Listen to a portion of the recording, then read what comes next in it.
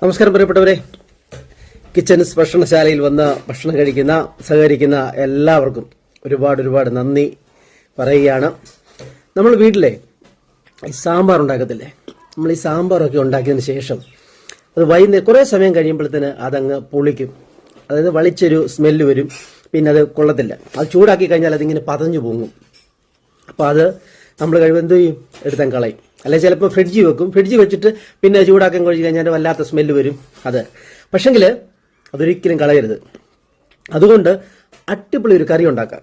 ഈ പുളിപ്പ് കയറിയ സാമ്പാർ കൊണ്ട് സൂപ്പർ കറി ഉണ്ടാക്കി തരാം. അപ്പം അത് ഞാൻ പറഞ്ഞു തരാം.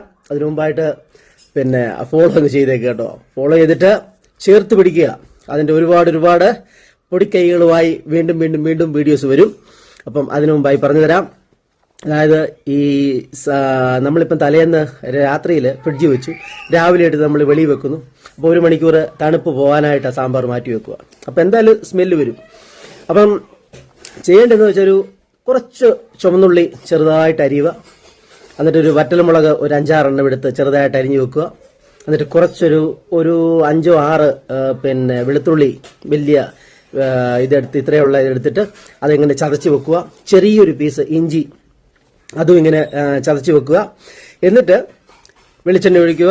അതിൽ വെളിച്ചെണ്ണ ഇത് കഴിയുമ്പോൾ കടുക് പൊട്ടിച്ച് ഇതിങ്ങനെ കടുക് വറക്കുക. ആ കടുക് വറുത്തതിൻ്റെ കടുക് പൊട്ടി അത് ഇങ്ങനെ താളിക്കാൻ പരുവത്തിലായി കഴിയുമ്പം അതിലേക്ക് ഈ ഇഞ്ചിയും വെളുത്തുള്ളിയും കൂടി ചതച്ചത് ഇങ്ങോട്ട് ഇടുക.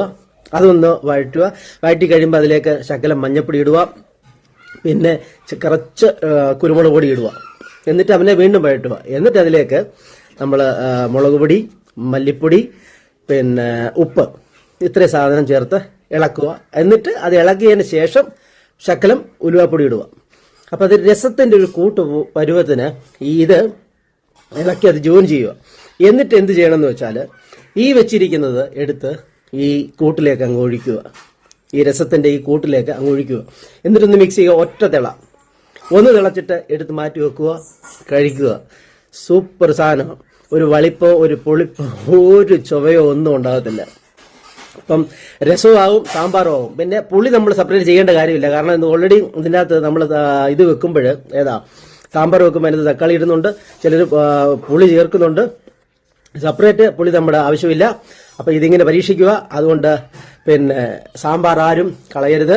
പുളിച്ചതായാലും പിന്നെ എടുത്ത് വേസ്റ്റ് ആക്കരുത്. ഇതുപോലെ പരീക്ഷിക്കുക. നല്ല അടിപൊളി കറി ഉണ്ടാക്കാൻ പറ്റും. നാളെ വേറൊരു ട്രിക്ക് പറഞ്ഞുതരാം. അതായത് നമ്മുടെ ചമ്മന്തി ഇല്ലേ, ചമ്മന്തി, നമ്മുടെ തേങ്ങ ചമ്മന്തി, അത് രാവിലെ അരച്ച് വെക്കുമായിരിക്കും. ചിലപ്പോൾ വൈകുന്നേരം ആകുമ്പോഴത്തേക്ക് നിങ്ങൾക്ക് കനച്ചൊരു വല്ലാത്ത സ്മെല്ല് വരും.